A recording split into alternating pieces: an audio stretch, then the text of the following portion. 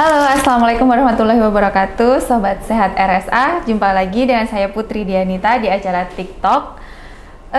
Kali ini memasuki bulan Agustus, bertepatan dengan adanya Hari Kanker Sedunia pada tanggal 1 Agustus. Pastinya kita akan membahas tentang masalah kanker paru yang saat ini juga sedang lagi marak dibahas.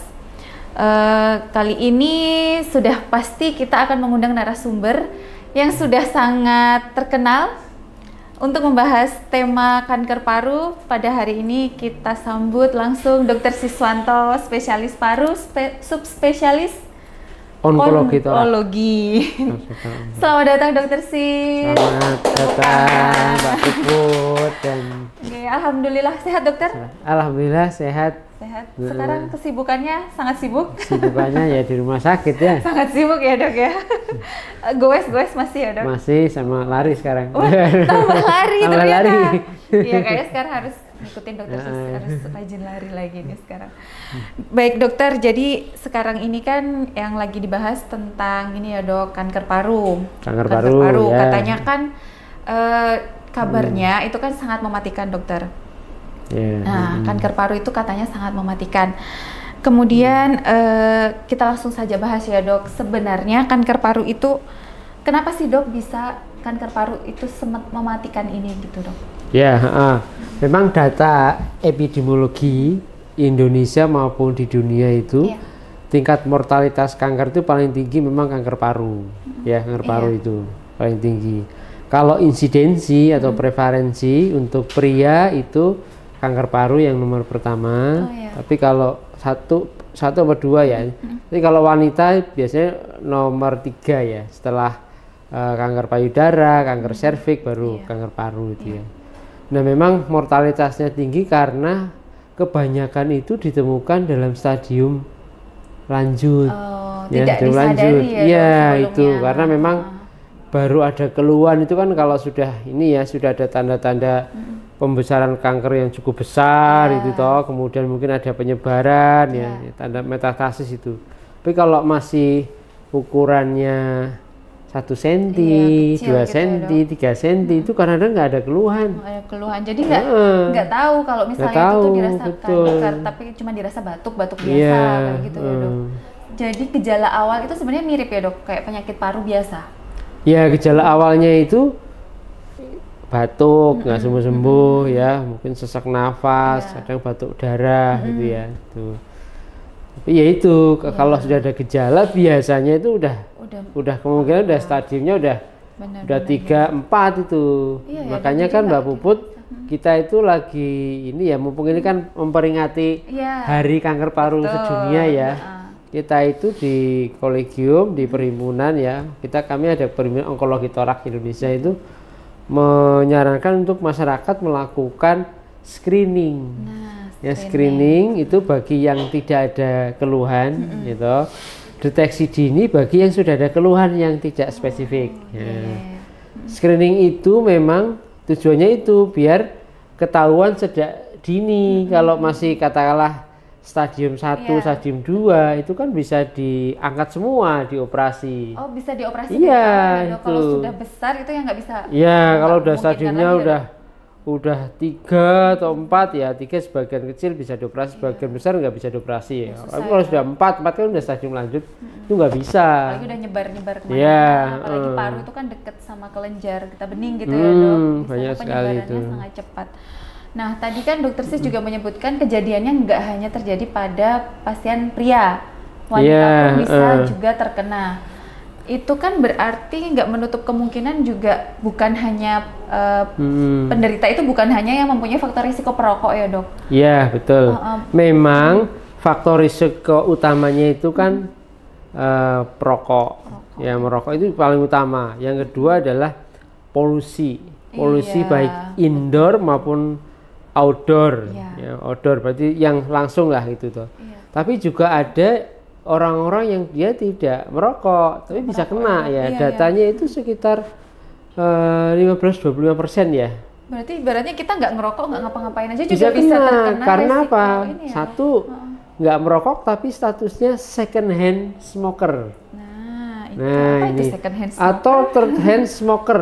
Ya, jadi kalau second hand itu misalnya suaminya merokok, istrinya nggak merokok sebenarnya, tapi kena dari lingkungannya. Atau ada yang nggak merokok, tapi di ruangan itu ada yang merokok. Oh, jadi orang ya kan? jauh Ya, bukan orang nggak merokok kita. second hand gitu. Iya.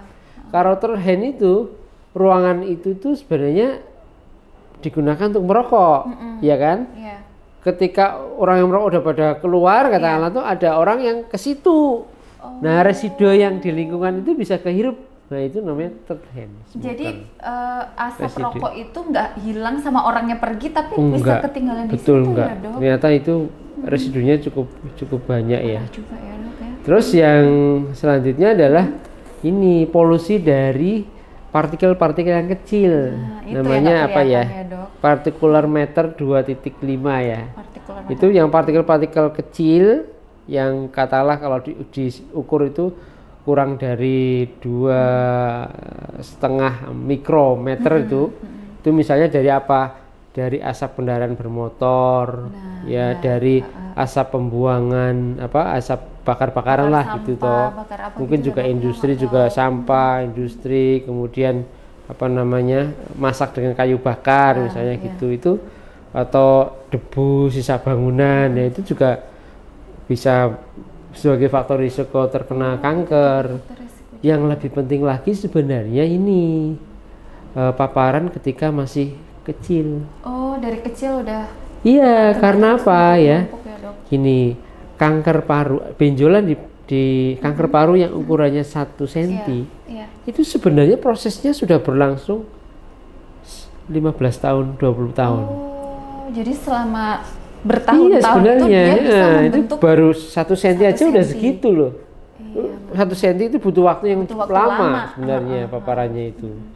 Nah itu jadi memang yang hati-hati ya Pak ketika kita kecil sebenarnya itu, makanya jangan disepelekan. Misalnya bapaknya merokok, kemudian anaknya itu berisiko. Iya, kadang kan orang rokok nggak apa-apa gitu lah, biarin aja gitu. Yang penting kalau udah dewasa mungkin nggak terlalu, kalau paparannya baru pada usia dewasa tidak seberbahaya pada saat anak kecil ya. Ini penting ya ini karena kadang-kadang ini dilupakan gitu loh. Dikiranya ya nggak apa-apa lah, rokoknya kan nggak bareng anaknya, tapi ternyata dia membawa sisa. Iya, dari sisa. asap Jadi rokok anaknya itu, bisa Dok. jadi second hand smoker, bisa dari third hand smoker. Misalnya ke rumah kan, bapaknya misalnya bisa menghirup. Iya ya, Dok. Kemudian Nah, itu gejala awal kan yang tadi disebutkan kayak batuk berdarah, batuk seperti kita kayak sakit infeksi paru biasa ya. Untuk membedakannya tetap harus ada pemeriksaan lanjutan ya, Dok. Pemeriksaannya itu bisa ya dilihat? bagi yang ada gejala yang mungkin tidak khas ya, tetapi ada faktor risiko ya, misalnya batuk-batuk nggak sembuh-sembuh, tapi ada faktor risiko, misalnya faktor risikonya tadi perokok atau usianya lebih dari 40 tahun ya, kemudian mungkin dia juga second hand smoker gitu ya. Itu memang paling bagus itu diperiksa yang namanya low dose CT scan. Low dose CT scan. Iya, CT scan. Tapi memang ini ya yang di lapisannya itu tidak setipis yang CT scan high resolution itu loh. Low dose CT scan tanpa kontras gitu. Tapi dia sudah bisa deteksi tuh kalau lesinya kurang dari 1 cm. Tapi alatnya beda dari CT scan yang sama. ini? Oh, sama, Dok. Sama, Cuman tekniknya settingnya aja yang beda. Kalau ronsen toraks biasa, kalau lesi atau benjolan kurang dari 1 cm nggak bisa lihat. Nggak kelihatan. Tapi kalau CT scan bisa kelihatan. Jadi itu masuk ke deteksi dini yang bisa dilakukan ya, Dok? Paling bagus adalah low dose CT scan. Itu paling bagus deteksi dini yang bisa dilakukan. Jadi kita harus waspada juga. Pertama-tama kalau kita ada keluhan batuk yang lama nggak sembuh-sembuh, terus kemudian ada faktor resiko dia merokok, mungkin ada paparan sering kena debu atau apa, mungkin di keluarga juga ada keturunan yang Iya betul, juga faktor ya, faktor genetik ya juga itu berisiko juga. Berarti memang harus waspada untuk screening lebih awal ya, Dok. Jadi jangan disepelekan ya, Dok. Kemudian Dok di RSA di rumah sakit kita untuk screening kanker paru sendiri meliputi apa saja, Dok? Kita kan sudah punya layanan kemo juga ya, Dok. Ya, kalau di rumah sakit akademi UGM kan kita udah pelayanan kanker yang terintegrasi paripurna ya, komprehensif ya. Jadi memang kanker paru masuk di dalamnya kan. Jadi sudah dari mulai semua modalitas untuk menegakkan diagnosis itu ya, misalnya kan orang terdiagnosis kanker paru itu kan tahapannya satu kan di anamnesis sama pemeriksaan fisik oleh dokter. Kemudian nanti di ronsen torak ya, ronsen dada. Terus kemudian CT scan torak dengan kontras ya. Nanti kalau ada tanda-tanda jangan-jangan ini metastasis gitu, itu bisa juga di bone survey, bone scan, kemudian di CT scan atau MRI otak ya. Kemudian juga pemeriksaan lain yang diperlukan misalnya USG abdomen untuk melihat penyebaran di abdomen. Juga ini pengambilan sampel untuk mendiagnosis ya, misalnya apa? Pengambilan sampel lewat bronkoskopi ya, kemudian juga ada yang namanya biopsi jarum kor ya, kor biopsi, transtorakal needle aspirasi itu ya, TTNA itu. Pengambilan sampel cairan misalnya fungsi pleura, pemasangan WSD, pemasangan inhaling pleural catheter, pemasangan pigtail itu udah bisa semua. Plus nanti kalau udah bisa ditentukan penyakitnya apa, jenis kankernya apa, itu bahkan juga bisa ditentukan ini sampai ke mutasi gennya atau molekulernya, EGFR, ALK itu loh. Nanti untuk menentuin kira-kira ini pengobatannya pakai apa, apakah setelah semuanya ketemu kan di satu sisi dilakukan staging stadiumnya stadium berapa, kemudian status molekulernya apa gitu. Nanti untuk menentuin kira-kira ini perlu kemoterapi, perlu terapi target, perlu imunoterapi, perlu radioterapi, atau mungkin gabungan dari beberapa modalitas itu. Bisa ya dok. Bisa semua Mbak Puput kita itu. Kita sudah lengkap banget ya sudah dok. Lengkap, dokter sudah sering melakukannya TTNA, bronkoskopi. Apalagi kalau pemasangan WSD atau fungsi ya dok yang pasang selang itu sudah bisa kelihatan juga dari cairannya ya dok. Cairan bisa diperiksa patologi anatominya, betul. Iya, jadi pemeriksaannya sudah, jadi harus melewati serangkaian pemeriksaan itu tadi ya. Iya, betul. Kemudian untuk tindakannya kan tergantung dari hasilnya itu. Ya, terapi selanjutnya tergantung dari stadium penyakitnya, kemudian juga dari tadi yang marker molekulernya, sama kira-kira ini pilihan obatnya itu bisa nggak diberikan kepada pasien yang bersangkutan ya, karena kan agak beda nih obat-obatan yang di cover BPJS sama asuransi swasta, itu agak beda ya, dan itu menjadi pertimbangan apa juga ya untuk biar orang itu diberikan terapi sesuai kebutuhan lah gitu. Iya, betul. Kemudian untuk terapinya tadi dok yang seperti dokter sebutkan, seperti kayak terapi target, kemo, radiasi ataupun kombinasi itu di RSA sudah ada semua ya? Yang belum ada kita itu radioterapi. Oh, radioterapi, tapi kayaknya masih proses deh kita mau bikin toh. Iya, tapi kalau untuk yang kemo, terapi target semuanya sudah lengkap ada, ya dok? Sudah, jadi dari pemeriksaan tadi sudah bisa kelanjutannya untuk terapinya bisa lanjut di RSA begitu. Ya, gitu. Kemudian itu tadi kan di RSA dok. Kalau di Indonesia sendiri apakah sudah cukup memadai dok untuk kanker paru ya, untuk sekarang terapinya? Apa ya? Center pusat untuk tata laksana kanker itu kan sudah menyebar ya. Dan kami kan ada dokter paru yang konsultan onkologi ataupun yang fellow terapi sistemik onkologi toraks itu sudah cukup banyak ya, dan ini memang setiap semester itu ada fellow baru itu yang diluluskan itu dalam rangka untuk biar di setiap kabupaten itu sudah ada dokter paru yang dia fellow atau spesialis atau konsultan onkologi toraks ya. Jadi gitu. Biar ini ya dok, biar terisi. Biar merata ya, betul. Biar terisi. Kalaupun nanti di sana belum ada terapinya kan bisa dikontak ke rumah sakit yang bisa dirujuk ya dok istilahnya. Ya, karena boleh jadi misalnya di kabupaten tertentu itu angka kanker parunya kecil.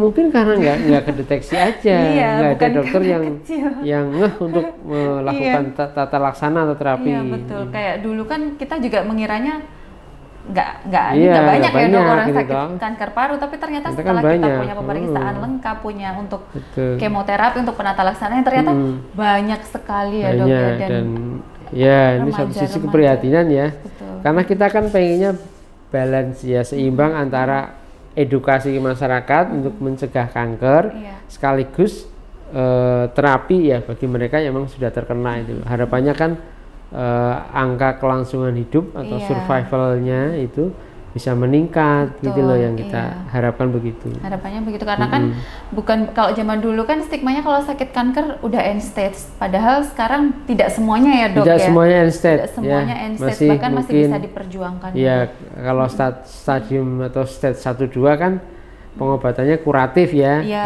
Kuratif bisa dilakukan pembedahan.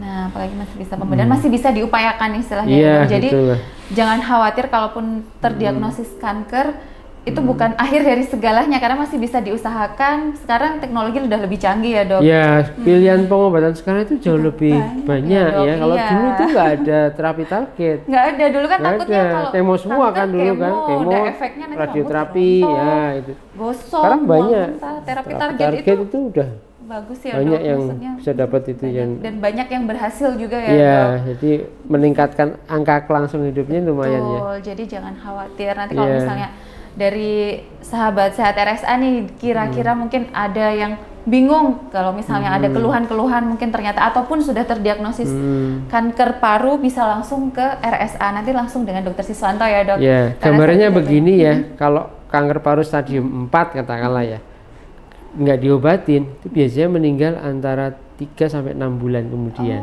Jadi kayak sudah bisa terprediksi antara kalau nggak diobatin. Kalau nggak diobatin. Tapi kalau diobati dia kalau diobati ya itu bisa meningkat 2 kali lipat, 3 kali lipat, bahkan 4 kali lipat ya. Bahkan misalnya kan ada juga ya kanker paru yang dulu ini sudah bulan ke-36, berarti berapa?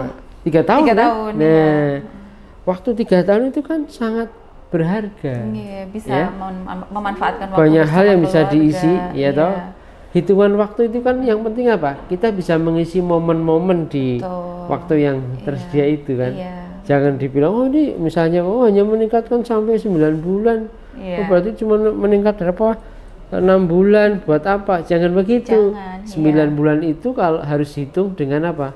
9 bulan dikalikan 12 bulan kalikan hari kalikan jam, itu kan banyak momen-momen penting yang bisa diisi. Ya momen apa beribadah, ya momen apa bersosialisasi dengan keluarga, dengan masyarakat, dan itu akan membawa orang itu akan walaupun mungkin sakit tapi tetap happy, tetap bisa inilah kan kualitas hidupnya meningkat. Dari sistem imun yang dari psikologinya juga, kalau misalnya dia happy itu malah justru siapa tahu akan menambah angka harapan hidupnya lebih panjang lagi ya dok ya. Imunitasnya meningkat, nanti itu juga membantu orang itu untuk survive, survive-nya lebih lama lah. Gitu. Jadi jangan takut, jangan langsung terpuruk ya dok. Iya gitu, masih banyak yang bisa kita usahakan ya. Betul, terapi pilihannya juga banyak sekarang, jadi tidak perlu khawatir ya. Walaupun itu ya kita namanya sakit, siapa yang nggak sedih khawatir, apalagi sakit parah istilahnya itu. Tapi sekarang pengobatan dan teknologi sudah lebih canggih. Terakhir dokter, apa ada pesan untuk masyarakat dok terkait kanker paru ini dok? Mungkin untuk masyarakat biar lebih sekarang pengetahuannya biar lebih bertambah nih dok tentang kanker paru. Oke ya, satu ya tadi ya, satu harus apakah punya risiko tinggi terkena kanker apa tidak, kanker paru ya. Siapa yang berisiko tinggi? Satu misalnya perokok atau riwayat atau ini perokok pasif ya. Perokok pasif kan tadi ada second hand, ada third hand itu. Itu. Yang kedua, katakanlah usia lebih dari 40 tahun, itu ya. 40 tahun. Itu. Yang ketiga, ada riwayat keluarga terkena kanker. Lebih baik lakukan screening dan deteksi dini. Ya kan? Screening dan deteksi dini. Sekarang di Puskesmas itu bisa dilihat, kita ada apa namanya kuesioner untuk men-screening ya. Jadi kalau kira-kira berisiko tinggi itu diarahkan ke rumah sakit untuk di lodos CT scan atau itu ya. Di lodos CT scan itu penting nanti karena ukuran apakah memang ada benjolan atau tidak. Itu kalau nggak ada itu ya nanti di follow up-nya 1 tahun kemudian begitu. Kalau ada nanti tergantung ukurannya. Itu apakah follow up-nya 3 bulan, 6 bulan atau ini langsung aja dilakukan pengambilan sampel untuk memastikan gitu ya. Satu itu jangan sungkan-sungkan untuk melakukan screening sama deteksi dini. Iya, betul. Karena ini penting ya. Saya ada kasus itu dulu perawat salah satu rumah sakit ya. Pas zaman Covid kan beliau mau periksa ke RSA itu periksanya itu karena flu. Mau ke THT sebenarnya. Iya. Tapi zaman Covid kan semuanya masuk poli Covid kan. Iya, Dan itu di ronsen kan. Iya. Di ronsen ternyata ada nodul 2 cm. Jadi kalau besarnya di bawah 3 cm kita namanya nodul. Nodul karena tapi kalau kecil ya, 3 cm ke atas itu namanya massa. Ya, nodul. Terus memang setelah dibiopsi memang kanker. Waduh. Dan itu masih stadiumnya 2A kalau nggak salah. Itu dioperasi. Masih bisa dikejar ya, Dok, 2A. Tahun 2020, sekarang tahun berapa? 2025. 25, ya kan? Sudah 5 tahun lebih beliau masih sehat. Sehat. Alhamdulillah. Nah, itu loh, benar-benar. itu gambaran dari Banyak contoh. dari apa ya? Screening dan deteksi dini. Memang penting Itu screening penting dan ya. deteksi dini. Terus yang kedua ya, kalau ada sakit paru, gejala sakit pernafasan yang nggak sembuh-sembuh, ya, itu katakanlah udah diobati sebulan, 2 bulan ya, nggak sembuh-sembuh ya, bahkan TB, tuberkulosis yang lesinya katakanlah diobati 2 bulan kok nggak ada perbaikan, harus dicurigai adanya cancer, adanya kanker. Nah, karena mirip-mirip ya, Dok, kan jangan gitu ditunda ya. sampai nunggu 6 bulan, jangan ya. Wes ketika ada suatu gejala kok tidak segera membaik dengan pengobatan itu, yang pertama adalah harus dicurigai dulu kanker paru sampai terbukti tidak. Jadi memang harus curiga dulu sampai terbukti tidak. Kita harus waspada dulu biar terdeteksi lebih awal ya. Ya, betul. Itu prinsip untuk mendeteksi penyakit yang fatal, ya kan? Fatal disease. Gitu. Iya, baik. Ya, terima kasih banyak Dokter Sis. Ya, sama-sama. Meluangkan waktunya ya. berbagi banyak. Semoga jadi bermanfaat. Ya, amin. Supaya Sobat Sehat RSA yang melihat bisa lebih waspada dan juga bisa lebih Dok, aware. Jadi bisa lebih dari awal sudah bisa langsung melakukan deteksi dini atau screening. Jadi jangan takut screening karena screening itu penting karena untuk menentukan jika dideteksi lebih awal itu akan terobati dengan baik, seperti itu ya, Dok ya. Terima kasih banyak Dokter Sis, semoga bermanfaat. Sama-sama, sampai Puput. Kita bertemu lagi di sesi berikutnya. Wassalamualaikum warahmatullahi wabarakatuh. Waalaikumsalam warahmatullahi wabarakatuh.